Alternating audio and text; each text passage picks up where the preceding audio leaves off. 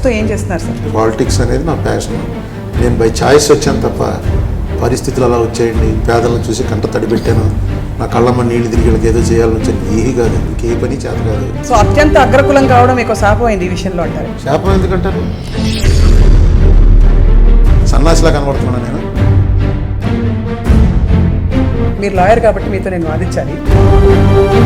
So ఇప్పుడు తీవ్రంగా దిగ్భ్రాంతి చెందున్నారు, రాష్ట్ర పాలన బాగా కుంటుపడిపోయిందని చెప్పి. అమరావతి అనేది అది ఒక పెద్ద బూతు. ఇప్పుడు బాహుబలికి అమరావతికి ఏమి తేడా లేదండి. కానీ బాహుబలి సినిమా ఎలా తీశాడో చెప్పాడు ఆ డైరెక్టర్. కానీ ఇది అలా కాదు, ఇది మోసం. ఇది return of super man type of reentry మీద ఉంటుందని ఒక ఆశ ఉంది. జనరల్గా నా యాటిట్యూడ్ తెలుసున్న వాళ్ళు ఎవరు నన్ను పిలవరు. చంద్రబాబు నాయుడు చీఫ్ మినిస్టర్ అయినందుకు నేను సంతోషించాను. మీరున్నంత కాలం కూడా రాజకీయ పార్టీలు మిమ్మల్ని మైక్ లాగా వాడుకున్నారు, కానీ మీకు ఇవ్వాల్సిన సముచిత గౌరవం స్థానం ఇవ్వలేదని చాలా మంది ఫీల్ అవుతారు. అరే అయితే వాళ్ళకి నాకు జరిగినప్పుడు మధ్యలో మీకెందుకు బాధ? సో నోటుతో కాదు నోటితో గెలిచారు మీరైతే. ఎంత అనర్గళంగా మాట్లాడితే ఎవరికి కావాలి? అంత గొప్పగా మాట్లాడే ఎన్టీ రామారావు ఉత్తినే కొట్టాడు కదా, క్యారమ్ బోర్డులో హ్యాండ్ కాయిన్ వేసినట్టు వేసి పారేశాడు. ఇప్పుడు ఒక రసవత్తమైన ప్రశ్న సార్, రామోజీరావు గారిని తిట్టాలంటే ఎందుకు ఎప్పుడు ప్రతి ఛానల్లో మిమ్మల్ని పిలుస్తారు? ఎవరికి తెలియని రహస్యం ఏంటంటే, అమ్మ బాబాయ్,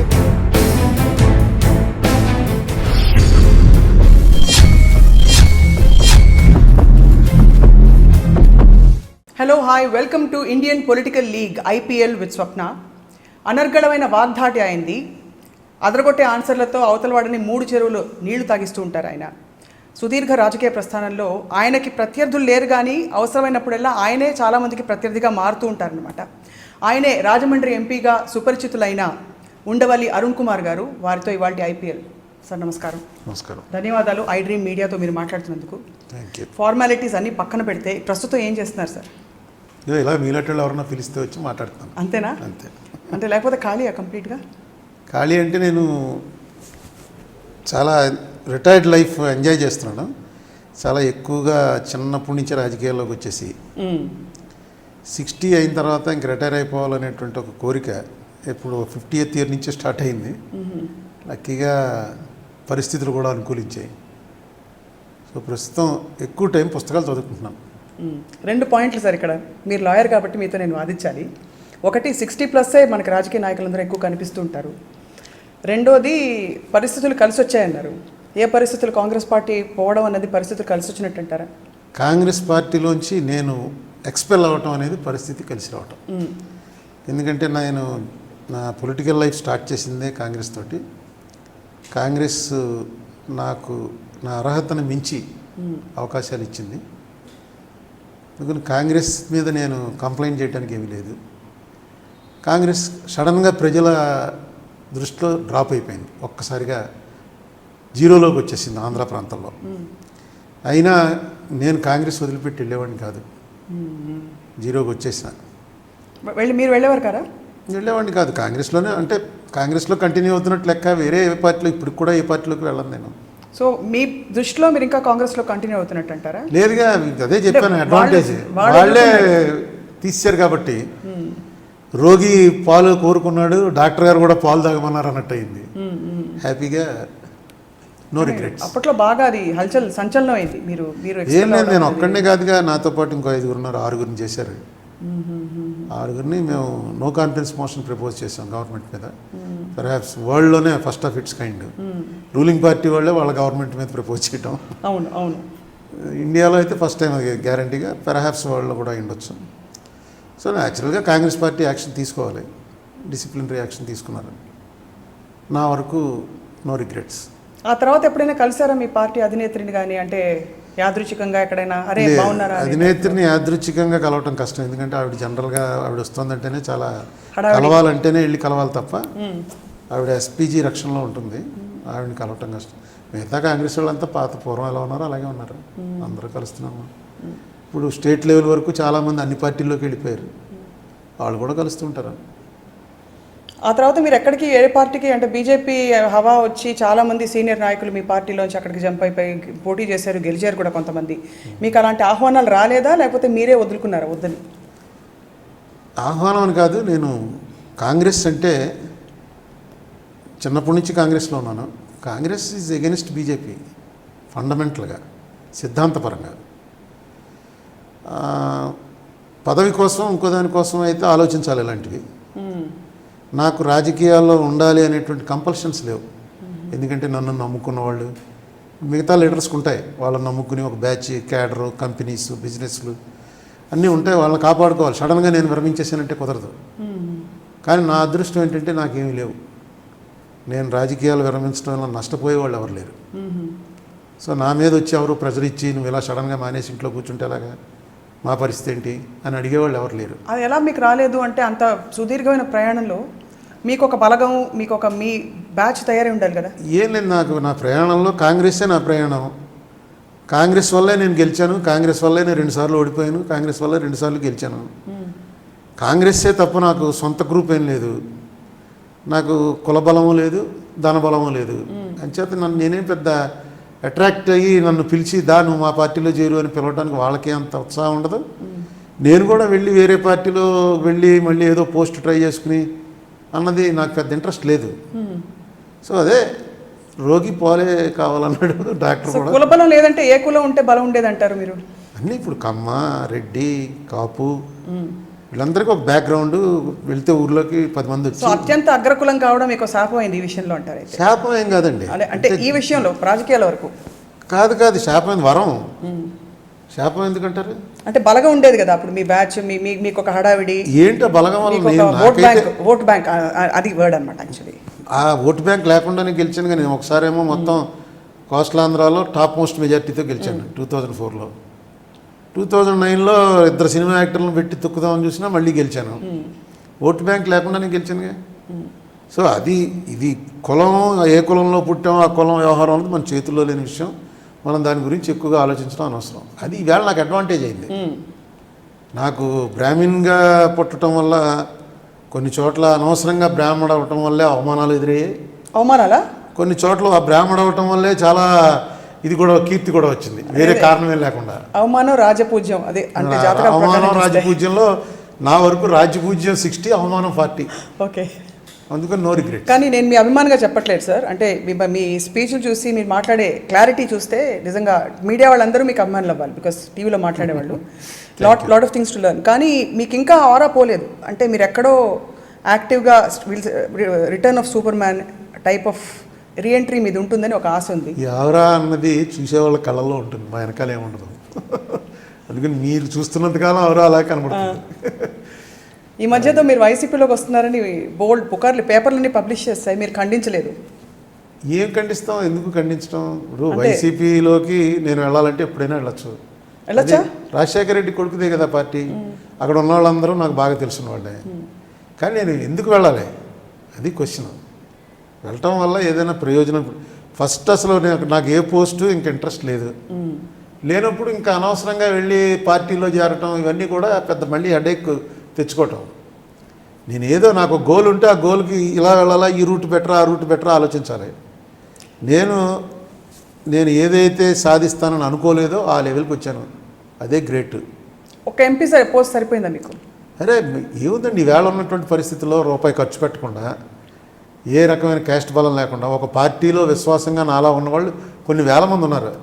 నాకే వచ్చింది అవకాశం, వచ్చే అవకాశం వచ్చింది. 4 సార్లు టికెట్ ఇచ్చింది కాంగ్రెస్ పార్టీ, 2 సార్లు గెలిపించింది, పార్టీయే గెలిపించింది నన్ను. సో ఇంతకన్నా ఏంటి, ఏం కావాలి? అంటే సరే, మీ గోల్స్ లేనప్పుడు మరింతగా ప్రజలకు ఉపయోగపడచ్చు అనే ఒక గోల్ పెట్టుకోవచ్చు కదా. అంటే అందులో మీరు పబ్లిక్ లైఫ్లో ఉన్నారు కాబట్టి. ప్రజలకు ఉపయోగపడడానికి పాలిటిక్స్లోనే ఉండాలని ఏం లేదుగా. మామూలు ఎప్పుడు మా పనే అది. నేను చిన్నప్పటి నుంచి నేను హై స్కూల్లో ఉన్నప్పుడు చేరాను పాలిటిక్స్లో. మున్సిపల్ ఎలక్షన్లో మైకట్టుకు తిరగటం అదే సరదా. అందరూ స్కూల్ ఎగ్గొట్టి కాలేజీ ఎగ్గొట్టి సినిమాలకు వెళ్తారు. నేను స్కూల్ ఎగ్గొట్టి కాలేజీలు ఎగ్గొట్టి ఎలక్షన్ క్యాంపెయిన్లో పోయేవాడిని. ఎవడో ఒకటి క్యాంపెయిన్ అదో సరదా, ఎందుకు వచ్చిందో తెలియదు, అలా వచ్చింది. చిన్నప్పటి నుంచి రాజకీయాల్లో తిరుగుతున్నాం. లక్కీగా ఫ్యామిలీ సైడ్ నుంచి కూడా పెద్ద అబ్జెక్షన్స్ రాలేదు. మా ఫ్యామిలీ కూడా పర్వాలేదు, వెల్ టు డూ ఫ్యామిలీ కాబట్టి ఆర్థికంగా కూడా ఏమీ కష్టం నష్టం లేదు. రన్ అయింది బ్రహ్మాండంగా. నా వరకు నా లైఫ్ ఆలోచించుకుంటే చాలా హ్యాపీగా నడిచింది. నో రిగ్రెట్స్, హాయిగా ఉంది. పాలిటిక్స్లో 2 సార్లు ఎంపీ చేసేటువంటి అవకాశం వచ్చింది. ఎంపీగా కూడా ఒక కాజ్ గురించి పార్టీలోంచి ఎక్స్పెల్ అయ్యేటువంటిది. ఆ రోజున మేము హౌస్లోంచి ఎక్స్పెల్ అవ్వటం, ఇదంతా ఎక్స్పీరియన్సెస్. కానీ ఇప్పుడు వైసీపీలో అయితే చేరట్లేదు అని చెప్పట్లేదు మీరు? ఇంకా వైసీపీలో మొన్న కూడా జగన్ గారు వచ్చి మిమ్మల్ని కలిశారట కదా. అంటే అంటే జగన్ మా మదర్ పోగానే ఫోన్ చేశాడు. చేస్తే అప్పుడు అసెంబ్లీ సెషన్లో ఉంది. అంటే ఏమి వద్దా, మా మదర్ 100 years బతికి అనాయాస మరణం హాయిగా పోయింది, ఇదేం కెలామిటీ కాదు, కాలధర్మం అంటారు దీన్ని, కానీ నువ్వు నీ విధులు నీవు నిర్వర్తించుకో, ఇప్పుడు నువ్వు రావటం వల్ల నాకు వచ్చి నన్ను కన్సోల్ చేయాల్సినటువంటి ఓదార్చాల్సినటువంటి అవసరం లేదు, అందరం ఉండగా హ్యాపీగా మా మదరు ఏమీ తీసుకోకుండా ఎవరి చేత చేయించుకోకుండా పోయిందని చెప్పాను. అలా కాదులే, నేను మళ్ళీ మాట్లాడతాను, నేను రావాలి అన్నాడు. మొన్న తర్వాత రాజమండ్రి రావటం మొన్నే వచ్చాడు. వస్తూ ఫోన్ చేసి ఎయిర్పోర్ట్ నుంచి వస్తున్నాను, అప్పుడు కూడా చెప్పాను, నీ ప్రోగ్రామ్ అది లేదు ఇక్కడ రాజమండ్రిలో, ఏం లేదు, తిరిగి వెస్ట్ గోదావరి వెళ్ళిపోవాలి. ఏమీ లేని దానికంటే కాదండి ఆయన డిసైడ్ అయిపోయారు వచ్చేస్తున్నారని చెప్పి ఎవరో ఫ్రెండ్ చెప్పాడు. వచ్చాడు, 10 నిమిషాలు కూర్చున్నాడు. నేను జగన్కి 5 ఏళ్ళు 6 ఏళ్ళప్పటి నుంచి చూస్తున్నాను జగన్. నేను న్యాచురల్గా వాళ్ళ ఫాదర్కి నాకు ఉండేటువంటి కోజులేసి జగన్ చూశాడు. అందుకని ఇంకా పాలిటిక్స్లో ఇంకా ఫ్యామిలీ రిలేషన్స్ కూడా ఉండవా,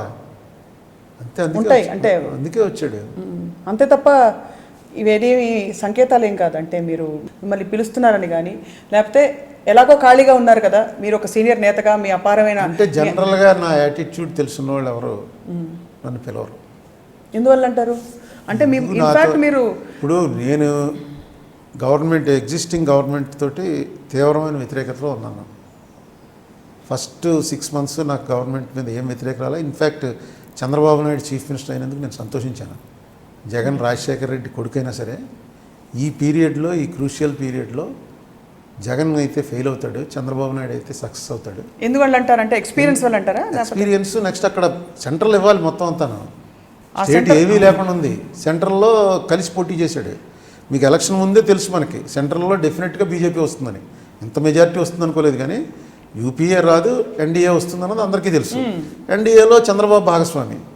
సో న్యాచురల్గా చంద్రబాబు అవటం వల్ల కొత్తగా ఏర్పడినటువంటి ఆంధ్రప్రదేశ్కి బెనిఫిట్ అవుతుంది, జగన్ రావటం వల్ల అంత బెనిఫిట్ జరగకపోవచ్చు అని థింక్ చేసినటువంటి ఓట్లతోటే ఆ 1% తేడా వచ్చింది చంద్రబాబుకి. కానీ అప్పుడే మీకు తెలుసా, అంచనా ఉంది అంటే కాంగ్రెస్ పార్టీ మొత్తం మటాష్ అయిపోతుంది, ఏం అనుమానం ఏం లేదు. అంటే ఎలక్షన్స్కి ముందు మీకు తెలుసు అయ్యో అసలు అందరం ఇంత దారుణంగా తుడిచిపెట్టిపోతుందని? ఇంకా దారుణం అనుకున్నాను, కానీ ఇంకా కొంచెం బాగా వచ్చింది. అదే సో ప్లీజ్ కంటిన్యూ సార్. అయితే మీరు అప్పట్లో చంద్రబాబు వస్తే బాగుండని అనుకున్నారు, కానీ ఇప్పుడు అనుకోవట్లేదు. లేదు, చంద్రబాబు నాయుడు గారు వల్ల ఈవేళ రాష్ట్రానికి మంచి కన్నా చెడు ఎక్కువ జరుగుతుంది. ఎందుకో మరి ఎక్కడ తేడా నాకు ఆయనతో అంత పరిచయం లేదు. ఒక కామన్ మ్యాన్ కింద చూస్తే మాత్రం నేను ఇలా ఎక్స్పెక్ట్ చేయలేదు. టోటల్గా ఫెయిల్ అయిపోయాడు ఆయన. అందులో నాకేం సెకండ్ ఒపీనియన్ లేదు. రికవర్ చేసుకునే ప్రయత్నం కూడా చేయట్లే. దాంతో న్యాచురల్గా నేను ఏమైనా గవర్నమెంట్ గురించి వ్యతిరేకంగా మాడితే మీలాంటి వాళ్ళు ఎవరా ఉంది అది ఉంది అనుకున్న వాళ్ళు ఎవరన్నా నమ్మితే అది జగన్కే అడ్వాంటేజ్ అవుతుంది. మూడో పార్టీ వచ్చే అవకాశం లేదు. లేదంటారు? ఏం లేదు.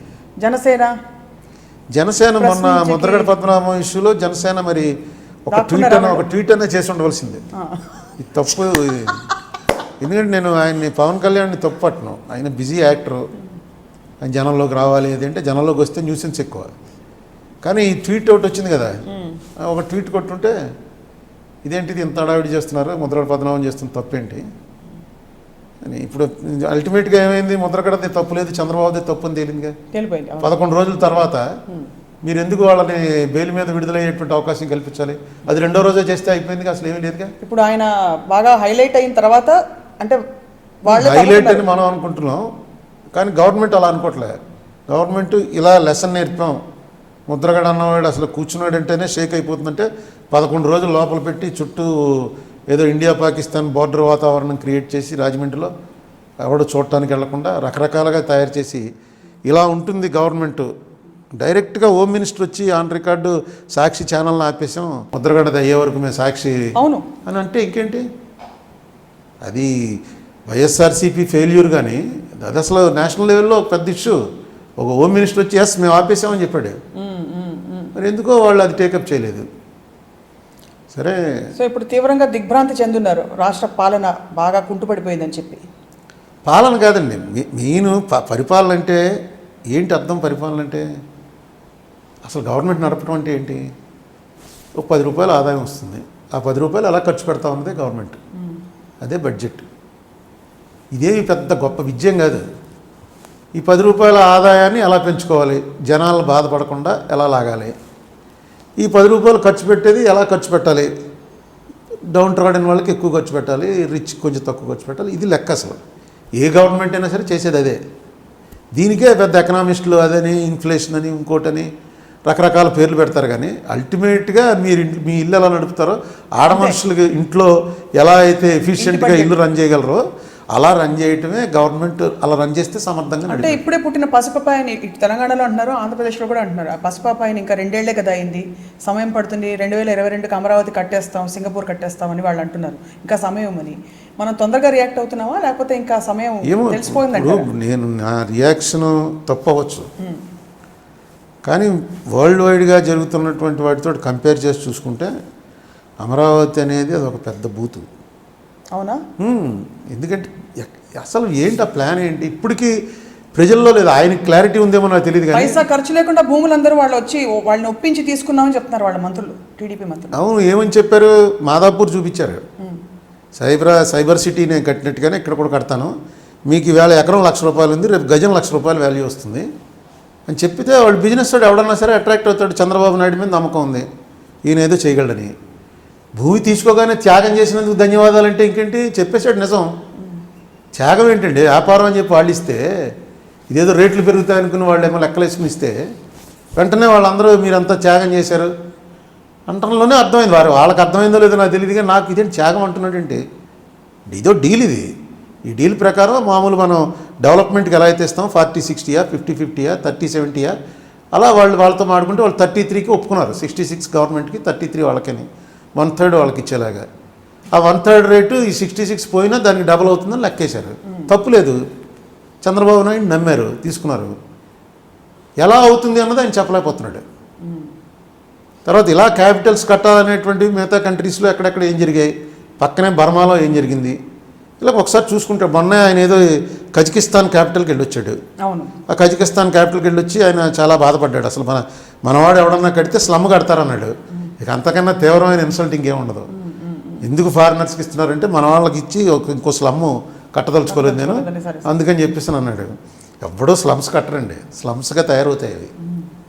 స్లమ్ కట్టాలని ఎవడూ కోరుకోడు. కజకిస్తాన్ క్యాపిటల్ ఒకసారి వెళ్ళి చూడండి, అన్ని నెట్లోకి వచ్చాయి కదా. ఆయన చెప్పేదాకా నాకు అలాంటి ఊరుందనే తెలియదు. ఆయన చెప్పగానే ఒకసారి వెళ్ళి గూగుల్ సెర్చ్లో కొడితే దాని జనాభా ఈ వేళకి 8 లక్షలు ఉంది. మన అమరావతికి కనీసం ఒక 40 లక్షల జనాభా వస్తే ఆయన వేసుకున్నటువంటి ప్లాన్కి 40 లక్షల జనాభా రావాలి దాంట్లోకి. ఎందుకు వస్తారు? హైదరాబాద్ వచ్చారంటే ఇక్కడ ఇండస్ట్రీ ఉంది, క్లైమేట్ బాగుంది, అన్ని రకాలుగా. దానికి కూడా 70-80 ఏళ్ళు పట్టింది హైదరాబాద్ ఈ లెవెల్కి రావడానికి.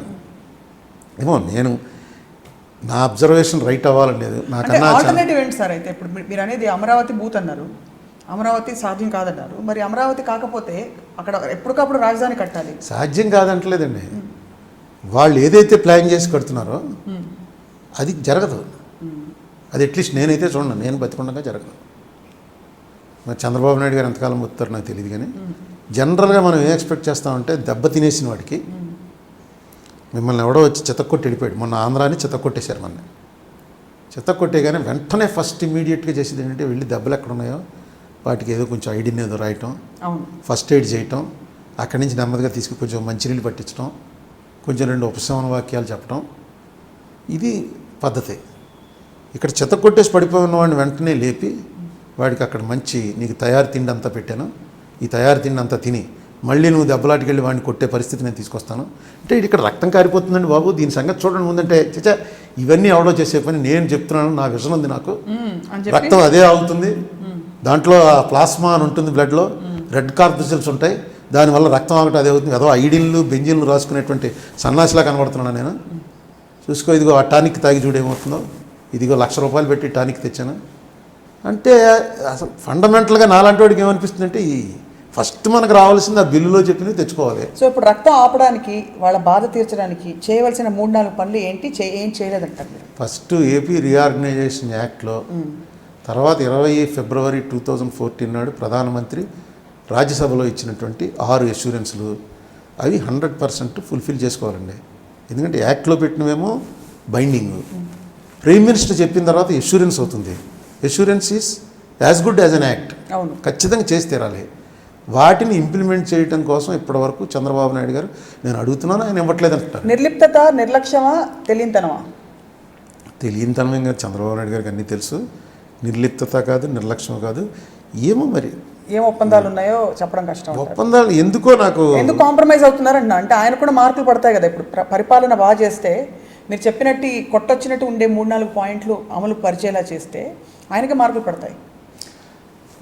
ఇంకా నాకు కొన్ని కారణాలు అనేవి ఊహలో ఉన్నాయి, కానీ అవి కన్ఫర్మ్ అయితే కానీ నేను చెప్పలేను. ఇంకా కొంచెం టైం పడుతుంది. సార్, ఇంత సమర్థమైన అవగాహన ఉండే మీరు ఎందుకు అంటే పూర్తిగా ఇంత పక్కకి వెళ్ళిపోయి ఇప్పుడు అంటే మీరు ఉన్నంత కాలం కూడా రాజకీయాల్లో పక్కగా మీరు పిలిచారు, వచ్చానుగా. మీరు ఉన్నంత కాలం కూడా రాజకీయ పార్టీలు మిమ్మల్ని మైక్ లాగా వాడుకున్నారు, కానీ మీకు ఇవ్వాల్సిన సముచిత గౌరవం స్థానం ఇవ్వలేదని చాలా మంది ఫీల్ అవుతారు. అంటే మైక్లా వాడుకోలేదు, మైక్ అవకాశం ఇచ్చారు. పొలిటికల్ వాడికి ఏముంటుంది, మన ఎక్స్ప్రెషన్. నాకన్నా గొప్పగా మాట్లాడగలిగిన వాళ్ళు నాకే తెలుసు చాలామంది. నేను ఆపర్చునిటీ వచ్చింది నాకు. సో మనం అది నెగిటివ్గా తీసుకోకూడదు. నెక్స్ట్ మన స్థాయిని మించి ఇదని చెప్పి డెమోక్రసీలో ఏంటంటే people will get what they deserve. That is democracy. You really believe there is democracy in political parties, not in the country? I'm talking about parties. Democracy party అవనంటే పార్టీ ఏదైనా సరే రాజకీయ పార్టీకి ఫస్ట్ కావాల్సిందే ఎలక్షన్ నెగ్గడం అండి. పొలిటిక్స్లో election నెగ్గాలి. అరుణ్ కుమార్ బాగా మాట్లాడతాడు, ఓటు ఎవడేస్తాడు? అప్పారావు ఓటుకు వెయ్యిస్తాడు. ఇద్దరులో ఎవరు? రేపు మీరే పార్టీ హెడ్ అయినా అప్పారావుని నిలబెడతారు. సో మీరు గెలిచిన 2 సార్లు అరుణ్ కుమార్ నిలబెట్టారు. అది ఇంకెంతకన్నా కాంగ్రెస్ త్యాగం ఏం చేస్తుంది? తెలిసి క్లియర్గా నాతో టికెట్ కావాలని పోటీకి వచ్చిన వాళ్ళంతా 100 times 1000 times రిచ్చర్. ఖర్చు పెట్టిన వాళ్ళు, ఖర్చు పెట్టగలిగిన వాళ్ళు, పెద్ద పెద్ద ఇండస్ట్రియలిస్టులు, వాళ్ళందరినీ కాదని నాకు టికెట్ వచ్చే పరిస్థితి వచ్చిందంటే కాంగ్రెస్లో. సో నోటుతో కాదు, నోటితో గెలిచారు మీరైతే. కాదు, నోట అన్నది నా ఫిలాసఫీ ప్రకారం అయితే నోటుతో ఎవడో గెలవలేడు, నోటితోటి ఎవడో గెలవలేడు. మరి ఎలా గెలిచారు? పార్టీ వేవ్ ఉండాలి. పార్టీ వేవ్ అనేది ఒకటి క్రియేట్ అవ్వాలి. క్రియేట్ అవ్వడానికి నోరు అవసరం, నోటు అవసరం, అన్నీ అవసరం.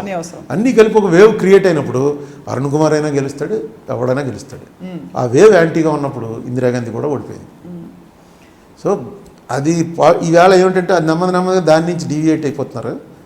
పార్టీ అనేది ఇప్పుడు ఏం లేదు. ఈ పార్టీ వాడు ఆ పార్టీలో పోతాడు, ఆ పార్టీ వాడు ఈ పార్టీ. ఆవిడని కాదు, ఎవరండి, ఎవరు కాదు. పురంధరేశ్వరి ఇంకా ఎక్కువ మాట్లాడదు ఆవిడ, ఎవరిని తిట్టదు. ఈ పార్టీలో ఉండి అవతల నాయకుడిని పచ్చి బూతులు తిట్టినవాడు మొన్నాడు. నేను ఈ మధ్య టీవీ ఛానల్స్లో చూసి ఆశ్చర్యపోతుంటాను అనమాట. ఎందుకంటే వాళ్ళు మారిపోయిన సంగతి మనకు తెలియదు. కండువా వేసుకుంటే కానీ ప్రస్తుతం ఎక్కడ అదో రూల్ పెట్టాలి, కండువా వేసి కూర్చోబెట్టాలని. ఇది నిజంగా నేను కన్ఫ్యూజ్ అయ్యాను. ఛానల్కి ఫోన్ చేసి ఇదేంటంటే ఇతను ఎలా మాట్లాడుతున్నాడు, నిన్న అలా మాట్లాడాడంటే, లేదా నిన్న సాయంకాలం పార్టీ మారిపోయాడు. బాగా మాట్లాడతారు, చాలా బాగా మాట్లాడే మనుషులు. నాకు నిజంగా వాళ్ళు మాట్లాడుతుంటే వినాలనిపిస్తుంది. కానీ మారిపోతున్నారు. ఓకే, దాన్ని నేనేం తప్పు అన్నాను. ఇలా పార్టీ మారకూడదు, ఒకే పార్టీలో ఉండాలి, ఇవన్నీ తప్పు. వాడికి ఆ టైంని బట్టి మారుతారు. జనం మారబట్టే కదా గవర్నమెంట్లు మారుతాయి. జనం ఒకే పార్టీకి ఓట్లు వేస్తుంటే కుదురుతుందా? జనానికి మనం పొలిటీషియన్ అంటే పూర్వం జనాలు నడిపించేవాడు. గాంధీ గారు, ఆ లెవెల్ లీడర్స్, ఇందిరాగాంధీ, వాళ్ళు వెళ్తుంటే వాళ్ళు వెనకాల జనం వెళ్ళేవారు. ఇప్పుడు పరిస్థితి ఏంటంటే జనం ఎటు వెళ్తున్నారో చూసి పరిగెత్తుకెళ్ళి మనం ముందు నిలబడ్డమే, వాడే లీడరు. మన వెనకాల ఎప్పుడో జనం రాడే. వాళ్ళు అటు వెళ్ళిపోతున్నారని తెలిసిన దానికి తెలుసుకుని పార్టీ మారి టక్మని వెళ్ళి ఎవడ ముందు నిలబడతాడో వాడు రియల్ పొలిటీషియన్ అనమాట. కాలం అలా ఉంది. మీరు రాజశేఖర రెడ్డి గారికి అంత సన్నిహితులైంది, జగన్మోహన్ రెడ్డి పార్టీ వేరు కుప్పటి పెట్టినప్పుడు, పార్టీ నుంచి బయటకు వచ్చినప్పుడు కాంగ్రెస్ నుంచి పరిస్థితులు మీరు అన్నీ గమనిస్తూనే ఉన్నారు. ఎందుకు మీరు యాంటీ జగన్గా తయారయ్యారా మచ్చ? నేను ఎప్పుడు యాంటీ జగన్ ఏం లేరా? ప్రో కాంగ్రెస్గా ఉన్నారన్నారు. అయితే ప్రో కాంగ్రెస్ అయినా నేను జగన్ కూడా ఎప్పుడు ఏమన్నా. మీరు ఒకసారి పాత సీడీలు అవి తీసుకుని తిరగండి. There was a brief period మీరు నాకు ఎప్పుడంటే వాళ్ళకి నాకు నా మీద బాగా అటాక్ చేసింది ఏ సందర్భంలో అంటే, రాజశేఖర రెడ్డి గారిది యాక్సిడెంట్ కాదు అని మీరు స్టేట్మెంట్ ఇచ్చారు. నేను కాదు, వైఎస్ఆర్సీపీ ఎవరో స్టేట్మెంట్ ఇచ్చారు. ఎవరు ఇచ్చారో తెలియదు, నాకు గుర్తులేదు. అది నెల్లూరు ఎలక్షన్ జరుగుతుండగా, బై ఎలక్షన్. సుబ్బరామరెడ్డి గారు క్యాండిడేట్, అప్పుడు రాజమోహన్ రెడ్డి గారిని 3 లక్షలతో గెలిచాడు. అప్పుడు నేను ఏమన్నానంటే, మరి 2 ఏళ్ళు ఏం చేశాడు జగన్? మీకు ఏమన్నా అప్లికేషన్ ఉంటే నాకు చెప్తే నేను ఫైట్ చేద్దాను కదా. నాకు తెలిసేది డెఫినెట్గా యాక్సిడెంట్. ఇవాళ వచ్చి నువ్వు యాక్సిడెంట్ కాదని చెప్పి అంటున్నావు. జగన్ కాదు అన్నది, ఎవరో పార్టీ వాళ్ళు అనగానే నా మీద మొత్తం అందరూ రాజశేఖర రెడ్డికి యాంటీగా తయారయ్యారని రాజశేఖర రెడ్డి లేకపోతే నువ్వు ఎక్కడున్నావు, నువ్వు ఇలా మాట్లాడతావా అలా మాట్లాడతావా అని రాజశేఖర రెడ్డి నేనే చంపించేసిన లెవెల్లో అటాక్ చేశారు. సరే ఇవన్నీ రాజకీయ, నేను అప్పుడు కాంగ్రెస్లో ఉన్నాను, నన్ను నేను సమర్థించుకుంటాను అంతే తప్ప నేను జగన్కి TV9లో రవిప్రకాష్ ఇంటర్వ్యూలో కూడా నేను క్లియర్గా చెప్పాను, యాజ్ పర్లా జగన్ చేసింది ఏంటి దాంట్లో ఏమీ అఫెన్స్ లేదని. క్విట్ ప్రోకో అనేది ఎప్పుడూ ప్రూవ్ అవ్వదు. ఇప్పుడు కూడా అదే స్టాండ్ మీద ఉన్నాను నేను. జగన్ తండ్రి సీఎంగా ఉండి జగన్ డబ్బు సంపాదించుకోవటం అన్నది న్యాయం, అది ధర్మమా అని అడిగారు అనుకోండి, దాని మీద డిబేట్ చేయొచ్చు. అంతకుముందు ఇంతే ఉండేది, ఈయన సీఎంగా ఉన్న టైంలో ఇంత పెరిగాడు, ఇది న్యాయం అని అంటే చేయొచ్చు. ఈ పెరగటం ఇల్లీగల్గా పెరిగాడు, మోసాలు చేశాడు, ద్రోహాలు చేశాడు అంటే వీళ్ళు లేదు అది. ఎందుకంటే నేను ఆ కేసు చదివాను, మొత్తం చూశాను. ఆ కేసులో అతన్ని కేసులో అసలు లోపల పంపించడమే రాజకీయం. మీరు అంటే నిజాయితీ అండ్ మీకు పర్సనల్ అజెండాలు లేవు, సత్యం వైపు లేకపోతే నిజంగా సేవ కొంత వచ్చిన అవకాశాన్ని సద్వినియోగపరచుకుందామని వచ్చారు రాజకీయాల్లోకి. ఈ క్రమం జరుగుతున్నప్పుడు ఎప్పుడు మీకు కోపం రాలేదా? అంటే అక్కడ కాంగ్రెస్ అధిష్టానం ఎందుకు ఇలా చేస్తుంది తెలిసి ఒకటి సూసైడ్ చేసుకోవడం పార్టీకి, రెండు కావాలని ఇబ్బంది పెట్టడం, ఈ CBI కేసులు ఏమైనా చూసి ధర్మాగ్రహం రాలేదా మీకు? వచ్చి ఉండొచ్చు, కానీ పార్టీలో ఉన్నాం, అంత ధర్మాగ్రహం వెలిబుస్తే పార్టీ భయపడే అంత మనిషిని కాదు నేను. నా ప్రయత్నం నేను చేశాను, తప్పు చేస్తున్నారని చెప్పాను. ఎందుకంటే రాజశేఖర రెడ్డి కొడుకుని కాంగ్రెస్ వాళ్ళు జైల్లో పెట్టడం అనేది ప్రజలు ఒప్పుకోరండి. ఈ ఆంధ్ర గొడవ ఏమీ లేకపోయినా కాంగ్రెస్కి అదే పరిస్థితి వచ్చింది. మీకు తెలుగుదేశం గవర్నమెంట్ వచ్చి చేసింది అనుకోండి, జనం పట్టించుకోరు, వాళ్ళకి ఎప్పుడు పడదు కదా అని. అవునవునవును. కాంగ్రెస్ గవర్నమెంట్ రాజశేఖర రెడ్డి కొడుకుని జైలుకు పంపిందిరా అన్నది ఏదైతే ప్రజల్లోకి వెళ్ళిందో దట్ వాస్ ద చాలా తప్పదే. దానివల్ల చాలా నెగిటివ్ వచ్చింది. అప్పటికే అయిపోయింది కాంగ్రెస్. తర్వాత జరిగిన వాటి వల్ల ఇంకా పడిపోయి 1.5-2% పడిపోయింది. కానీ చాలా తప్పు చేశారు. ఇప్పుడు ఒక రసవత్తమైన ప్రశ్న సార్, రామోజీరావు గారిని తిట్టాలంటే ఎందుకు ఎప్పుడు ప్రతి ఛానల్లో మిమ్మల్ని పిలుస్తారు? ఏమో నేను ఎప్పుడు ఆయన తిట్టలేదు. మరి అంటే ఆ భూముల విషయం అవి ఇవి అయినప్పుడు అక్కడ నేను ఇల్లీగాలిటీస్ క్వశ్చన్ చేశాను. అదే చెప్తున్నాను మీకు, జగన్ దాంట్లో ఇల్లీగల్ లేదని ఎందుకు చెప్తున్నానంటే అక్కడ ఇల్లీగల్ ఉంది. ఆయన ఏమంటాడంటే రామోజీరావు గారు, నేను ఇమ్మోరల్గా ఏం చేశాను చెప్పండి, డబ్బు తీసుకున్నాను మళ్ళీ వెనక్కి ఇచ్చాను, చిట్ ఫండ్ కంపెనీ నడుపుతున్నాను, రూల్ ప్రకారం బ్యాంకులో పెట్టాలి, నేను పెట్టను, మీకెందుకు బాధ? అక్కడ తీసుకున్న వాడికి ఏ బాధ లేనప్పుడు నా చిట్ ఫండ్ కంపెనీలో చీటీ పడిన వాడికి లేని బాధ మీకెందుకండి బాధ? అలాగే మార్గదర్శి ఫైనాన్షియల్స్లో దాచుకున్న వాళ్ళకి వడ్డీతో సహా వెనక్కి ఇచ్చేసాను. అలా నేను అసలు ఆ టైప్ ఆఫ్ సిస్టమ్ రన్ చేయటమే నేరం. అరే అయితే వాళ్ళకి నాకు జరిగినప్పుడు మధ్యలో మీకెందుకు బాధ? అలాగే రామోజీ ఫిలిం సిటీ ఉంది, 1900 ఎకరాలు వాళ్ళు ఇమీడియట్గా సరెండర్ చేయాలి as per land ceiling act. ఆ ల్యాండ్ సీలింగ్ యాక్ట్ నాకు వర్తించదు అంటాడంట ఆయన.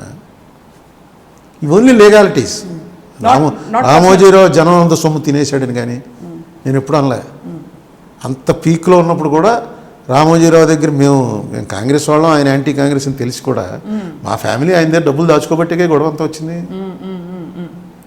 డబ్బులు కరెక్ట్గానే పే చేశాడుగా, నేను పే చేయలేదని ఎప్పుడు అనలేదుగా. ఇప్పుడు కూడా ఆయన ఆ మేనేజ్మెంట్ తెలుసు ఆయనకి. మీకు ఎవరికి తెలియని రహస్యం ఏంటంటే ఆయన యాంటీ కాంగ్రెస్ అని అనుకుంటాం, కానీ కాంగ్రెస్లో ఆయనకున్నంత పలుకుబడి బీజేపీ టీడీపీలో లేదు. ఆయన డెవలప్మెంట్ అంతా కాంగ్రెస్సే. కాంగ్రెస్లో ఎవడో ఆయన మాట్లాడు, నేనే అన్నాను, అది కూడా రాజశేఖర రెడ్డి ఆ టైంలో సీఎంగా ఉన్నాడు కాబట్టి అనగలిగాం, కానీ ఇంకోళ్ళు ఎవరున్నా సరే అనే సమస్య లేదు. రాజశేఖర రెడ్డి గారు ఆ రోజున ఉన్నాడు కాబట్టి ఏదో ఆయన చేయించాడు నా చేత. అంటే 91లో మా అమ్మకి డబ్బులు ఇచ్చి నువ్వు వెయ్యమ్మా రామోజీరావు దాంట్లోను, నేను 2005లోను మీ అబ్బాయి చేత కొట్టిస్తాను అని చెప్పాడా? నాకు అర్థం అవ్వాలి. రాజశేఖర రెడ్డి చేయించడం ఏంటి? మా ఇంట్లో జరిగినటువంటి విషయం. డెఫినెట్గా నాకు అంత అవగాహన లేదు ఇలాంటి ఫైనాన్షియల్ మ్యాటర్స్లో. సీఎం ఆఫీస్ నేను వాడుకున్నాను. సీఎం ఆఫీస్ నుంచి ఎవడో ఫోన్ వెళ్ళింది అనుకోండి, రిటైర్డ్ ఇన్కమ్ ట్యాక్స్ చీఫ్కో కమిషనర్కో ఎవడుకో, అరుణ్ కుమార్ అని ఎంపీ వస్తున్నాడండి, రాజశేఖర రెడ్డి గారు పంపించారు అనగానే ఆయన ఇంటర్వ్యూ ఇచ్చేవాడు. ఆయనకి చూపిస్తే ఏమండి ఇది నిజమా, ఇది క్రైమా అని అడిగితే అంటనే చెప్పేవాడు, పెద్ద క్రైమా బాబు ఇదని. నా వల్ల అయితే అవ్వపోయి ఉండేది, నేను సొంతంగా వెళ్తే వాళ్ళు ఇంటర్వ్యూ ఇవ్వకపోవచ్చు. అలాగేదైనా రాజశేఖర రెడ్డి పేరు ఉపయోగపడింది తప్ప ఇందులో అసలు రాజశేఖర రెడ్డి ప్రమేయం లేదు. ఇది వాళ్ళే కెలుక్కున్నారు. ఆయన వచ్చి రామోజీరావు గారు డైరెక్ట్గా స్క్రీన్ మీదకి వచ్చి అరుణ్ కుమార్ అబద్ధాలు ఆడుతున్నాడు అన్నాడు కాబట్టి స్టార్ట్ అయింది.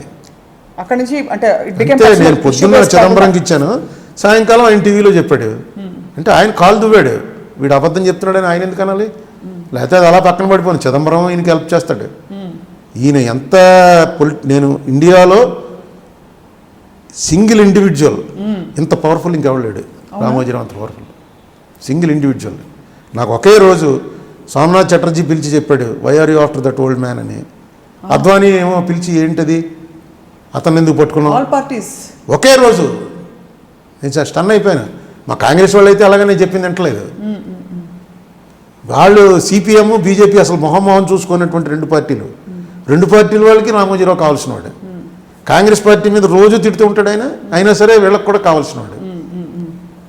ఇంకా నేను ఎంతవాడిని, బట్ స్టిల్ ఇంకా ఉన్నాయి హైకోర్టులో నడుస్తుంది. ఎందుకంటే అది చట్టవిరుద్ధంగా చేశాడు, ఆయనకి తెలుసు అది. ఇప్పుడు ఏదో గవర్నమెంట్ ఉంది కాబట్టి కొట్టించేసుకోమని చెప్పి కూడా మొన్న వాళ్ళ ప్లేటర్కి చెప్పాను నేను. ఏదో చేసి కొట్టించేసుకోండి, అది చాలా అన్యాయం. ఇది ఒక మనిషి చట్టవిరుద్ధంగా నడవచ్చని హిస్టరీలో రికార్డ్ అయితే చాలా బ్యాడ్. ఏదో చెప్పి గవర్నమెంట్ ఏమి ఎవరిని మోసం చేసినట్టు ఏం కనపడలేదు కాబట్టి ఇంకెప్పుడు ఎవడో చేయకుండా అక్కడ ఫర్గివ్ చేసేసేయచ్చు. ఎందుకంటే ఏమి ఇతను డబ్బు ఎవరికి ఎగ్గొట్టిన కంప్లైంట్ లేవు, ఇక ముందు చేయకండి, బెటర్ టు క్లోజ్ ఇట్ అంటారు. క్లోజ్ అయితే మంచిది, లేకపోతే హిస్టరీలో రికార్డ్ అయిపోతుంది. That somebody has continued like directly violated the laws. ఈ చిన్నవాడిని ఎవరిని పట్టుకోగలరు మీరు? రేపు ఇదే కేసు ప్రెసిడెంట్ అవుతుంది. రేపు ఎవరన్నా పట్టుకుంటే వాడు రామోజీరావు కేసు ప్రకారం నన్ను కూడా వదిలేండి అంటాడు. సో మొత్తం మీద సార్ రాష్ట్ర విభజన మీకు మనస్కరించిందా? ఇప్పుడు కాస్త సెటిల్ అవుతున్నారా ఆలోచన? నేను ఎప్పుడూ రాష్ట్ర విభజనకు వ్యతిరేకం కాదండి. నేను రాష్ట్ర విభజన ఎప్పుడూ వ్యతిరేకించలేదు. ఎందుకంటే ఇది ఇలా రావణ కాష్టం రగులుతూనే ఉంటుంది. చిన్నప్పటి నుంచి చూస్తున్నాం మనం. తెలంగాణ వాళ్ళకు పెద్ద ఫీలింగ్ ఏంటంటే ఆంధ్ర వాళ్ళు మమ్మల్ని ఎక్స్ప్లాయిట్ చేస్తున్నారని. ఆంధ్ర వాళ్ళు దాన్ని కాపాడడానికి ఏం ప్రయత్నం చేయలేదు. అంటే కాదు ఇదేం లేదు చెప్పారు కదా సార్, పదే డిబేట్స్లో చెప్పేవాళ్ళు, టీవీ ఛానల్స్లో అక్కడ ఇక్కడ. ఏం చెప్తారు, ఏం చెప్పినా తెలంగాణ అలా బతికించే ఉంది 55 నుంచి. ఆ ఫీలింగ్ అలా బతికించి ఉంచారు. సో ఇట్ వాజ్ ఇన్ఎవిటబుల్ ఏదో పాయింట్లో. అసలు వీళ్ళు కూర్చుని నెగోషియేషన్ కనుక ఆంధ్ర లీడర్స్ ఒప్పుకుంటే తెలంగాణ విడిపోయి ఉండేది కాదు. ఎప్పుడైతే మేము నో అబ్బాయి వాడు మా తమ్ముడికి ఏం తెలియదండి, వాడు పిచ్చికుండా కొడుకు, నేను జాగ్రత్త చూసుకుంటాను కదా అని అంటే వాడేమో తిడుతున్నాడు రోజును, మా అన్న నన్ను మోసం చేసేస్తున్నాడు, నన్ను సర్వనాశనం చేసేస్తున్నాడు, నేను ఆస్తులన్నీ దోచేస్తున్నాడు అని. అన్నగారు మా అబ్బాయి వాడికి ఏం తెలియదండి, నేను చూసుకుంటాను కదా అంటే పబ్లిక్ ఏమనుకుంటారు? అదే అనుకున్నారు పార్లమెంట్లో అన్ని పార్టీలు వాళ్ళు. మనం కూడా లెక్కలు చూసుకుందాం అని ఉంటే నిజంగా అసలు తెలంగాణ ఆంధ్రాతో కలిసిన తర్వాత జరిగినటువంటి డెవలప్మెంట్ విపరీతంగా తెలంగాణలోనే అయింది. హైదరాబాద్ తెలంగాణలో ఉన్నప్పుడు మొత్తం డబ్బంతా తెచ్చి హైదరాబాద్లోనే పోశారు కదా. అసలు గొడవ జరిగిందే హైదరాబాద్ గురించి. హైదరాబాద్ మీద హక్కు ఎవరిది అని డెఫినెట్గా తెలంగాణ వాళ్ళకే ఉంటుంది. తెలంగాణ మధ్యలో ఉంది, అదొక కంట్రీయే తెలంగాణ. హైదరాబాద్ అని కంట్రీయే ఉండేది. వెనకబాటుతనంగా చూసుకుంటే తెలంగాణ కన్నా రాయలసీమ ఉత్తరాంధ్ర వెనకబడి ఉన్నాయి. అవునవును, వెనకబాటుతనం ఇష్యూయే కాదు, హైదరాబాద్ ఎవరిది అని ఇష్యూ, అది గొడవ. సరే హైదరాబాద్ 10 ఏళ్ళు జాయింట్ క్యాపిటల్ అన్నారు, ఈయన వద్దంటున్నాడు చంద్రబాబు. మొదటి రోజు నుంచే మొదలెట్టుగా రాజధాని లేకుండా వదిలేశారు. అదే యాక్ట్లో 10 ఏళ్ళు రాజధాని, మీకు కూడా అది గవర్నర్కి స్పెషల్ పవర్స్ అన్నీ ఉన్నాయి. తోలేస్తున్నారు కదా ఇక్కడ నుంచి ఆల్రెడీ. అంటే వాళ్ళు వెళ్ళిపోతున్నారు. ఎవరు తోలేస్తున్నాడు? వాళ్ళు వెళ్ళిపోతున్నారు. యాక్చువల్లీ వీళ్ళు వెళ్ళమని చెప్పలేదు, పరిస్థితులు సర్దుమని. తెలంగాణలో ఇప్పటివరకు నాకు తెలిసి ఏ తెలంగాణ వాడు కూడా ఆంధ్ర వాడి మీద దాడి చేశాడు అన్నది ఒక్కటి లేదు. విడిపోయిన తర్వాత వాళ్ళ క్యాపిటల్ వాళ్ళు అసలు ఇప్పటికీ వెళ్ళక్కర్లేదు. వాళ్ళ క్యాపిటల్ వాళ్ళు కట్టుకుంటారు, వీళ్ళ క్యాపిటల్ ఇక్కడే ఉంటాయి. విడదీసుకున్నారు, ఇదంతా నీ బిల్డింగ్లు నీవి, బిల్డింగ్లు నావని. హైకోర్టు ఉంది, హైకోర్టులో గొడవ ఏంటో బిల్డింగ్ల కోసం కాదు గొడవ. హైకోర్టులో విడిపోయాం కాబట్టి మా జడ్జీలు మాకు రావాలంటే వాళ్ళకి బోర్డు జడ్జి ఉద్యోగాలు వస్తాయి. అవును, ఉద్యోగాల కోసమే గొడవ. ఇది ఏదైనా సరే అసలు మొట్టమొదట 2009లో ఎప్పుడైతే చిదంబరం ప్రకటన చేశాడో ఆ రోజున అసెంబ్లీలో కనుక చర్చ జరుగుంటే, చర్చ జరిగి తిప్పి పంపించేయచ్చు. ఒక చర్చ అంటూ జరుగుంటే డెఫినెట్గా 2 రాష్ట్రాలకి మంచిదే. ఈవేళకి కూడా విడిపోకుండా ఉన్న ఆశ్చర్యం లేకపోవడం. ఎందుకంటే అసలు తెలంగాణ ప్రజలకి ఇదిగో మీకు వచ్చిన బెనిఫిట్ ఇది అని చెప్పేటువంటి అవకాశమే రాలే. వీళ్ళు ఏమంటారంటే ఇప్పుడు తెలంగాణ మంత్రులు చాలామంది దట్ కేసీఆర్ లాంటి నాయకత్వం ఆంధ్రప్రదేశ్లో కూడా కోరుకుంటున్నారు. అంటే టీఆర్ఎస్ అని మేము అక్కడ పార్టీ చాప్టర్ కూడా పెట్టి తెలుగు రాష్ట్ర సమితి కూడా చేసే అవకాశాలు ఉన్నాయని అంటే కొంత టీడీపీ ఉంది ఇక్కడ ఇక్కడ టీడీపీ ఉంది కదా, సో అక్కడ టీఆర్ఎస్ పెడతారు. మాకు ఉన్నారు పోలీస్, మీకు ఉన్నారు, మాకు ఉంది ఏసీబీ అని ఇక్కడ అక్కడ అక్కడెక్కడ పెడతారు. ఇప్పుడు కేంద్రంలో కాంగ్రెస్ పరిస్థితి మీరు చూస్తారు, ఆంధ్రప్రదేశ్లో అయితే 0 కంటే దారుణం. అక్కడ మెగాస్టార్ గారి కరిస్మా పనిచేయలేదు, ఇంకెవరి హంగులు ఏమీ పనిచేయలేదు. ఆయనేమో ఇక్కడ మోదీ గారు అచ్చే దిన్, ఎక్కడ ఆలోచన వస్తే అక్కడ మరుగుదొడ్డు వస్తుంది, బేటీ బచావ్, ఇంకా ఏదో రకరకాల స్కీములు, స్వచ్ఛ భారత్ అని ప్రకటనల మీద ప్రకటనలు, భగవద్గీత అక్కడ అమెరికాలో ఇచ్చి మెప్పించి అందరినీ ఒప్పించే పరిస్థితిలో ఉన్నారు. ఏంటి సార్ ఫ్యూచర్ కాంగ్రెస్కి? కాంగ్రెస్కి ఫ్యూచర్ అంటే బీజేపీ ఫెయిల్యూరే కాంగ్రెస్ ఫ్యూచరు. అంటే వాళ్ళు ఫెయిల్ అయ్యాక ఆగాల, అంతేగా, ఫెయిల్ అవుతున్నాడుగా. అవుతున్నావు. మోడీ మీద హై ఎక్స్పెక్టేషన్స్లో వచ్చింది, బాగా గొప్ప సినిమా అనుకున్నది కొంచెం తేడా వచ్చినా ఫెయిల్ అయిపోతుంది, బాగా చెత్త సినిమా అనుకున్నది కొంచెం బాగున్నా హిట్ అవుతుంది. అందుకని ఇప్పుడు కాంగ్రెస్ బాగా చెత్త సినిమా అయిపోయింది. కొంచెం కొంచెం ఇగో రేపు ఏదో ఆంధ్ర విషయంలో ఏదో బిల్లు పెట్టారు. మీ సినిమా ఆడడానికి థియేటర్లు ఎక్కడున్నాయని అడుగుతున్నాను. ఆంధ్రప్రదేశ్, తెలంగాణ, నేషనల్ పార్టీస్లో ఇవాళ కూడా కాంగ్రెస్ బీజేపీ రెండే నేషనల్ పార్టీస్. కమ్యూనిస్టులు ఉన్నారు కానీ వాళ్ళు బలహీనం అయ్యారు. సో డెఫినెట్గా ఈ 2 నేషనల్ పార్టీస్ ఎప్పుడు కూడా చావు. బాగా 2 సీట్లకు వచ్చింది ఒకసారి బీజేపీ, అలాగే ఇప్పుడు 40 సీట్లకు వచ్చింది కాంగ్రెస్. 2 ప్యారలల్గా రన్ అవుతుంటాయి. బీజేపీ ఏంటంటే నేను యాజ్ అన్ ఇండివిజువల్ ఫీల్ అయ్యేది, మోడీ ఈ దేశానికి ప్రధాని అవటం ఒక రకంగా ఈ దేశం యొక్క ఖ్యాతి ప్రపంచంలో చాలా పెంచిందట. చాలా రియల్ డెమోక్రసీ ఇది. మోడీ అనేటువంటి అసలు గ్రాస్ రూట్ లెవెల్ వాడు భారతదేశం లాంటి దానికి ప్రజలు ఓట్లేసి ప్రధాని చేశారు అన్నది చాలా. మోడీ నెగ్గడం కానీ, కేజ్రీవాల్ నెగ్గడం కానీ, ఇవన్నీ ఈ దేశంలో డెమోక్రసీకి ఒక మంచి టర్నింగ్ పాయింట్స్. సో మోడీ అవ్వటం అనేది కరెక్ట్ టైంలో కరెక్ట్గా అయ్యాడు, దేశ ప్రతిష్టని ఇనుమడింపజేశాడు ఆయన. తర్వాత ఆయన కూడా చంద్రబాబు నాయుడు లాగా ఎంతసేపు అక్కడ తిరగటం చూస్తున్నాడు కానీ ఇక్కడ కంట్రీలో విషయం ఏంటి, ఇది వదిలేశాడు. టూర్లు ఎక్కువ తిరగటం ఫ్యాసినేషన్ పట్టుకుంది ఇద్దరికి. చంద్రబాబు నాయుడు గారికి అదే పట్టుకుంది. చంద్రబాబు నాయుడు గారు అయితే మొన్న రష్యా వెళ్ళి రష్యాకి ఆంధ్రప్రదేశ్కి చాలా మంచి సంబంధాలు ఉన్నాయంటున్నాడు. ఇవన్నీ అంటే స్క్రిప్ట్ రాసేవాడు కొంచెం సరిగ్గా రాసేవాళ్ళే. మీ దేశంతో మా రాష్ట్రం మంచి సంబంధాలు పెట్టుకుందాం అనుకుంటుంది అని ఈ లెవెల్లో మాట్లాడుతున్నాడు ఆయన. సరే మోడీ ఏమో మొన్న ఏదో వచ్చింది, రాసుకుని పెడతారట, దాన్ని ఏదో అంటారు. మొన్న అమెరికన్ కాంగ్రెస్లో ఆయన ఇచ్చిన స్పీచ్ రాసి చదివేట. మీరు చూడలేదు అది? చూసాను. అయ్యో, ఇక్కడ అక్కడ పైన ఉంటే వాళ్ళకి కనబడే అవతలకి టెక్నాలజీ అనమాట. ఇలా చూస్తున్నప్పుడు ఇక్కడ చదివేయటమే. స్వప్న గారు బాగున్నారా అనగానే, అరే మన భాషలో ఎంత బాగా మాట్లాడాడని చెప్పి నేను ఆశ్చర్యపోయాను. ఏంటి అసలు ఇంగ్లీషు అంత అనర్గళంగా మాట్లాడాడు. జనరల్గానే అసలు గుజరాతీస్, సింధీస్, మార్వాడీస్ వాళ్ళు ఎక్కువ ఇంగ్లీష్ మాట్లాడరు, అంటే మాతృభాషను ఎక్కువ మాట్లాడరు. వాళ్ళ బిజినెస్ వాళ్ళ దానికి సరిపోతుంది అది. వాడు ఈవేళ మనకి హైదరాబాద్లో గుజరాతీ వ్యాపారం ఉన్నా వాడి దగ్గరికి వెళ్తే వాళ్ళు గుజరాతీలో మాట్లాడుకుంటుంటారు. వీళ్ళు ఏంటంటే మనకో రేటు చెప్పి వాళ్ళు రేటు మాట్లాడుకుంటున్నారు అనుకుంటాం. అటువంటిది చాలా ఎక్సలెంట్గా మాట్లాడాడు. నేను మొత్తం విన్నాను, చాలా బాగా మాట్లాడాడు అనుకున్నాను. మొన్నడే దీంట్లో వచ్చేసింది, ఇటు అటు 2 స్క్రీన్లు పెట్టుకుని ఇటేపు చూసి చదవడం, అటేపు చూసి చదవడం, అంతే. ఆ స్క్రీన్స్ అవతల వాళ్ళకి కనపడదు. తప్పేంటి సార్? చదివితే ఇలా చదివితే తప్పు లేదండి. చదువుతున్నది నేను అనర్గళంగా మాట్లాడుతున్నట్టు మిమ్మల్ని భ్రమింప చేయటం తప్పు. ఇది సినిమా కాదు. ఇప్పుడు బాహుబలికి అమరావతికి ఏమీ తేడా లేదండి. కానీ బాహుబలి సినిమా ఎలా తీశాడో చెప్పాడు ఆ డైరెక్టర్. ఇదంతా ఉత్తిది, ఇలా గోడ దగ్గర మనిషిని ఇలా ఆడించి తోలుబొమ్మలాగా తీసుకెళ్లి సముద్రం మీద పెట్టాం, పెడితే ప్రభాస్ ఇలా ఎగురుకుంటూ వచ్చాడు, ఇవన్నీ చూపించాడు. మనకు కూడా తెలిసే చూసినా ఆహా ఎంత గొప్పగా తీశాడని అనుకుంటాం, ఎందుకంటే అది టెక్నిక్ చూపించాడు. కానీ ఇది అలా కాదు, ఇది మోసం, ఇది రియల్ లైఫ్. అలా రియల్ లైఫ్లో ఇప్పుడు సినిమా అనేది సినిమాగా ఉండాలి, రియల్ లైఫ్గా ఉండాలి. ఇక్కడ కూడా మనం మోసాలు చేయగలం, ఇక్కడ కూడా ట్రిక్స్ చేయగలం అనుకుంటే పొరపాటు. అది చేయలేరండి, ఉండదు, నిలబడదు. అందులో ఇప్పుడు పిల్లలు ఎలా అయిపోయారు, 25-30 ఏళ్ళ కుర్రాళ్ళు, వాళ్ళ అసలు చిన్నపిల్ల 5వ క్లాస్ వాడి పుస్తకం చూస్తే ఒక మొక్క అర్థం అవ్వట్లేదు. అంత డెవలప్ అయిపోయింది. వాళ్ళ సిలబస్ ఏంటి, వాళ్ళ నాలెడ్జ్ ఏంటి, నిమిషాల మీద పట్టేస్తారు.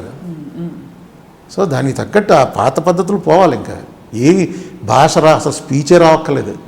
ఇవాళ వరకు బెస్ట్ చీఫ్ మినిస్టర్ కింద మన ఆంధ్రప్రదేశ్కి జలగం వెంగళరావు మాట్లాడితే మొత్తం లేచి పారిపోవాలంతే. ఆయన స్పీచ్ ఏమీ రాదు, అసలు ఏం మాడుతున్నాడో తెలీదు. ఓ అలా చెప్తున్నారా? నేను అదే అంతే 2 minutes మాడతాడు అంతే. రాదు ఆయన is not but he knows speech వల్ల ఏమీ లేదు ప్రయోజనం అని.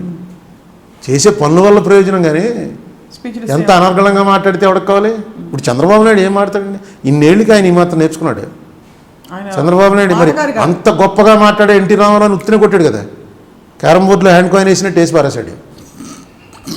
మరి అంతే రాజకీయంగా నీకు చేసే పెర్ఫార్మెన్స్ గ్రూప్ కట్టడం వ్యవహారాల్లో చంద్రబాబు నాయుడు సమర్థుడు. ఇవాళ కూడా నాకు అదే అనుమానం, ఏంటి ఎందుకు ఇలా చేస్తున్నాడు?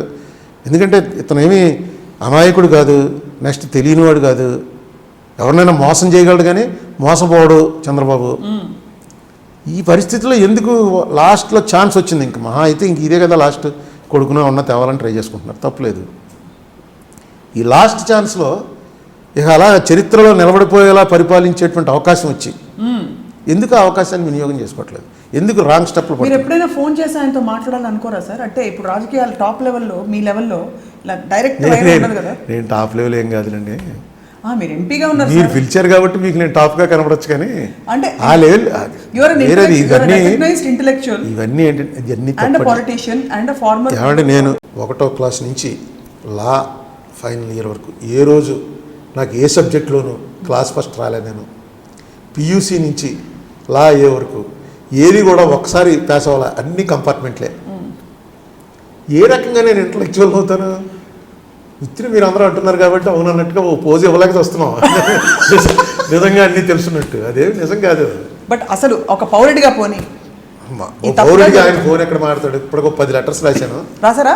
రాసిన లెటర్ కనీసం ఎక్నాలెడ్జ్మెంట్ కూడా పంపలే. ఇప్పుడు మా అడ్వాంటేజ్ ఏంటంటే రేపు పొద్దున్న ఎప్పుడైనా నేను చంద్రబాబు నాయుడు గారి మీద అటాక్ చేయాలంటే అన్ని మెయిల్ చేశాను. అందుకని నాకు పంపలేదనడానికి లేదు ఆయనకి. ఆయనకి పంపిన ప్రతిదీ కన్సర్న్ మినిస్టర్కి పంపాను, ఆయన సెక్రటరీస్కి పంపాను. పనే ఉంది మెయిల్ అలా పెట్టుకోవడమే మన ఇష్టం, ఎన్ని కొట్టుకుంటే అంతకు పోతుంది కదా. అసలు అక్నాలెడ్జ్మెంట్ మెయిల్ ద్వారా కానీ దీని ద్వారా కానీ దేని ద్వారా ఎప్పుడు ఇవ్వలే. నెక్స్ట్ ఓట్లేదు మాకు ఇవ్వాల్సినంత స్నేహం కానీ శత్రుత్వం కానీ స్నేహం కాదు, కానీ ఒక పరస్పర గౌరవం ఉంటుంది కదా. మీ ఎక్స్పీరియన్స్ అంతమందిలో నేను ఒకరిని పెద్దంత స్పెషల్గా చూడవలసినటువంటి టాలెంట్స్ ఏమి నాలో లేవు. నెక్స్ట్ ఈవేళ పార్టీ సపోర్ట్ కూడా లేదు, నేను ఏ పార్టీకి చెందనవాడిని.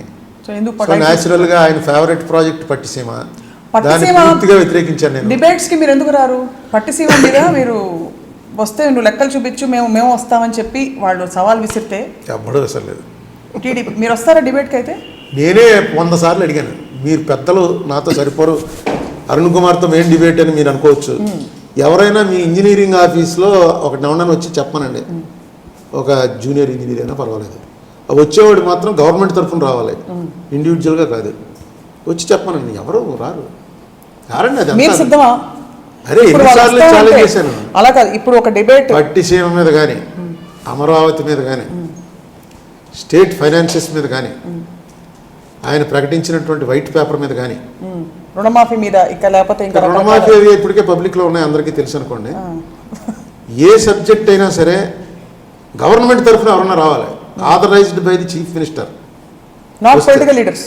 పొలిటికల్ లీడర్ అయినా పర్వాలేదు, బట్ వాడి అభిప్రాయం ఇప్పుడు రోజు టీవీలో వచ్చే అభిప్రాయాల్లో కాదు, ఎవడిష్టం వాడిది అభిప్రాయం కాదు, చూపించాలంటారు. నేను అడిగిన దానికి వాళ్ళు సమాధానం చెప్తే చాలా ఇమీడియట్గా నేను చాలా పొరపాటు అయిపోయిందని నాదని చెప్తాను. నేను చేసిన ఆరోపణ తప్పు అని ఒప్పుకోవడానికి నేను సిద్ధంగా ఉన్నాను. వచ్చి ఎవడన్నా మాట్లాడమనండి, who is authorised by the government. ఎవడో మామూలుగా పార్టీ వాళ్ళు లేకపోతే నా శత్రువులు వస్తే కాదు. అది మీరు ఏమన్నా చేయగలిగితే చేయండి, తప్పకుండా ఆర్గనైజ్ చేసే ప్రయత్నం టీవీ మీడియాలో అందరూ అయిపోయారు, అందరూ ట్రై చేస్తారు. అడిగాను, అంటే వాళ్ళు తప్పించుకుంటున్నారా లేకపోతే అంటే మిమ్మల్ని ఎదుర్కోవడం ఇలా కానీ లేకపోతే పక్కన పెడుతున్నారా? లేదు, మేము తప్పించుకోవడం ఎదుర్కోవడానికి ఇదే యుద్ధం కుస్తీ ఏం కాదండి. నేను చెప్పేది నిజం, వాళ్ళ దగ్గర సమాధానం లేదు, అంతే. చాలా సింపుల్, అంతే. ఇందులో పెద్ద కుస్తీ ఏముంది? నేను చెప్పింది ఇగో స్వప్నకి మొన్న 10,000 రూపాయలు ఇచ్చామని అకౌంట్లో రాశారు, ఇచ్చారా చెప్పండి అంటే స్వప్న పక్కన నిలబడి ఉంటుంది, ఏం చెప్తారు? ఇవ్వలేదని తెలుసు. ఇలాంటి కూడా అలాంటిదే, ఇంత తెల్లటిది. లేకపోతే నేను ఎందుకు చేస్తాను? నేను అందుకే ఇందాక కూడా చెప్పాను, అప్పుడే కొన్ని మాట్లాడలేను నేను. ఏదైతే నాకు కన్ఫామ్గా తెలిసిందో అదే చెప్తాను. ఆ కన్ఫామ్గా తెలిసింది కూడా నేను డౌట్ పెట్టుకుంటాను, ఏమో నాకు కూడా ఎవడో చెప్తే కదా తెలుస్తుంది. చెప్పేవాడికి ఏమన్నా కొన్ని తప్పుడు ఆలోచనలు ఉండి నాతో తప్పు చెప్పాడేమో, అందుకని అది కూడా పెట్టుకుని బెనిఫిట్ ఆఫ్ డౌట్ అవతల పార్టీకే ఇస్తాం. ఇస్తున్నారు, వాళ్ళకి డిఫెండ్ చేసుకునే అవకాశం ఇస్తున్నారు. కానీ గ్రేట్ సార్, ఒకటి ఏంటంటే మీరు ఏదో ఖాళీగా ఉన్నాను, రిటైర్డ్ లైఫ్ అది ఇది అంటున్నారు, కానీ you're highly completely ahead of అది ఇన్ఫర్మేషన్ గ్యాదరింగ్. చెప్పానుగా మీకు, పాలిటిక్స్ అనేది నా ప్యాషన్. నేను బై చాయిస్ వచ్చాను తప్ప పరిస్థితులు అలా వచ్చేయండి, పేదలను చూసి కంట తడిపెట్టాను, నా కళ్ళమ్మ నీళ్లు తిరిగి వాళ్ళకి ఏదో చేయాలని వచ్చాను, ఏమీ కాదు. నాకు ఇంకే పని చేత కాదు. చిన్నప్పటి నుంచి ఇదో పిచ్చ పట్టింది. ఆ పిచ్చకు లక్కీగా పిచ్చని ఇంకొన్ని రోజులు కొనసాగించాలంటే చచ్చే వరకు ఉంటుంది పోదాం. అంటే కాదు, ఇప్పుడు అంటే ఒక క్రమంలో కొనసాగించాలంటే ఇప్పుడు ఆప్షన్స్ ఇస్తాను మీకు. 2019లో Undavalli Arun Kumar garu option A BJP, option B Congress, option C YSR Congress party, option D మీరెంత మొహం చిట్లిచ్చినా టీడీపీ, ఆప్షన్ ఈ ఇండిపెండెంట్గా, option F none of the above. ఏ పరిస్థితిలో ఉంటారు? ఆప్షన్ ఎఫ్ మీరే ఇచ్చారు కదా, నన్ ఆఫ్ ది నేను అబోవ్. ఇంకా ఏం చెప్పాలని ఆలోచిస్తున్నాను. ఎఫ్ కూడా ఇచ్చేసారు కాబట్టి కాదు, బట్ ఎందుకలా వచ్చే వార్తలు అంటే మొన్న మరి మీరు వైఎస్ఆర్ కాంగ్రెస్ పార్టీ ఇప్పుడు మీడియా కాంపిటీషన్ పెరిగిపోయింది. ఏదో కొత్త విషయం వస్తే అట్రాక్టివ్గా చూస్తారు. రే అరుణ్ కుమార్ చేరిపోయేటని ఎస్ఎంఎస్లు ఇచ్చేసుకుని చూసుకోండి అంటే టక్టకా ఛానల్ పెట్టి చూస్తారు చేరిపోయింది. ఇప్పుడు నేను ఇప్పుడే ఎవరో పంపాడు వస్తుంటే చూశాను, 14th చేరిపోతున్నాడని ఒక ఇండిపెండెంట్ వెబ్సైట్లో పెట్టాట. 14th కాదు, రేపు 21st చేరిపోతున్నాడు. కింద ఎవడో కౌంటర్ ఇచ్చాడు, నాతో మాట్లాడి నేనే మాట్లాడాను. మీకోసం ముహూర్తాలు కూడా చూస్తున్నారు వాళ్ళు, మంచి రోజు చూసి. సో దీంట్లో దాపరికాలు ఏముండవుగా, ఎలాగో వచ్చాక తెలుస్తుంది. అంటే దొంగల ముఠా కాదు కదా ఇది, సీక్రెట్ పబ్లిక్ గానే చేరాలి. అందుకని చేరితే అందరికీ తెలుస్తుంది. అసలు అంటే ఎలా ఉంటుందంటే 2019 పరిస్థితి రసవత్తరంగా ఉంటుంది కదా రాజకీయ పరిస్థితి ఆంధ్రప్రదేశ్. ఏమో 2 పార్టీలే ఉంటాయి, మళ్ళీ ఈ 2 3వ పార్టీకి అవకాశం అయితే నాకు పవన్ కళ్యాణ్కి మంచి అవకాశం ఉంది.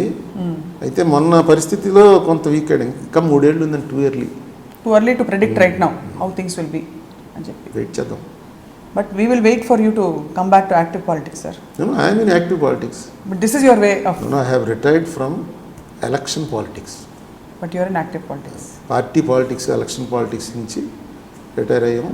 యాక్టివ్ పాలిటిక్స్ అంటే ఇగో లెటర్లు రాస్తున్నాను తప్ప. ఇప్పుడు మీరు పిలిస్తే వచ్చాను, ఎందుకు రావాలి, నాకు ఒంట్లో బాగాలేదని అంటే అయిపోయింది కదా, అంతే. లేకపోతే వేరే ఎంగేజ్మెంట్ ఉందంటే అయిపోయింది కదా. ఇదా చెప్పారు మీరు, ఏదో కొత్త వెబ్సైట్ అండి, మీరు రండి, చాలా ఇంట్రెస్టింగ్గా ఉంటుంది. ఇది ఐ డ్రీమ్ న్యూస్ సార్. నాకు ఐ డ్రీమ్ ఏవో వస్తూ ఉంటాయి వాట్సాప్లో, చాలా సినిమాల కింద చిన్న 2-3 minutes తీస్తున్నారు. ఐ డ్రీమ్ చాలా చేస్తున్నారు, అంటే they are very active on the చూస్తున్నాను అంతే. అదే ఇవన్నీ ముసలాళ్ళు అయిపోతున్నాం, కొత్త పద్ధతులన్నీ చూస్తుంటే ఇంట్రెస్టింగ్. లక్కీగా నా ఏజ్ వాళ్ళు చాలామందికి చూడటమే రాదు. వాట్సాప్ ఎలాగా, ఫేస్బుక్ ఎలాగా, ఇవన్నీ అయితే మనకు లక్కీగా దీంట్లో ఫండమెంటల్స్ తెలుసు. ఇది నొక్కితే ఇది తెలుస్తుంది, ఇంతవరకు చూస్తున్నాం. What is your passion other than politics sir? Anything else that you do? చదువుతాను, నాకు పుస్తకం చదవటం ఇంట్రెస్ట్. అంటే ఈ పుస్తకం అనే ఉండదు, భగవద్గీత చదువుతాము, హెరాల్డ్ రాబిన్స్ చదువుతాం, జేమ్స్ హ్యాడ్లీ చేసి చదువుతాం. అందుకని ఇది అదేం లేదు, ఏ పుస్తకం ఉంటే పుస్తకం పట్టుకుంటే టైం గడిచిపోతాను. తర్వాత నేను చాలా పుస్తకాలు చదవడానికి టైం లేక దాచుకున్నవన్నీ ఇప్పుడు లెక్కేస్తే నేను 100 ఏళ్ళు బతికినా నా దగ్గర ఉన్న పుస్తకాల్లో 1/4 కూడా పూర్తి చేయలేదు. అంచేత వెరీ బిజీ అనమాట. అడ్మైరబుల్ సార్, అండ్ రియలీ అంటే ఇంకా highly entertained and informed today. Thank you very much. Thank you.